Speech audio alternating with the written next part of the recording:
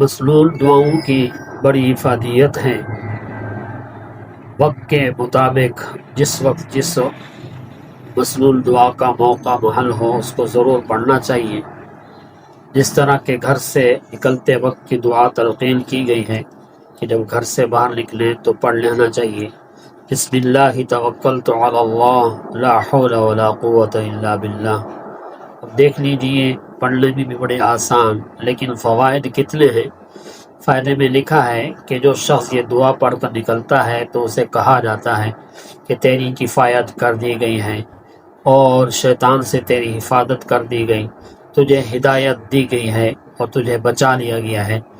تو شیطان بھی دوسرے شیطان سے کہتا ہے ایسے شخص سے تیرے کیا واسطہ جسے ہدایت بھی دی گئی ہے اور جسے کفایت بھی کر دیا گیا ہے اور جسے بچا بھی لیا گیا ہے۔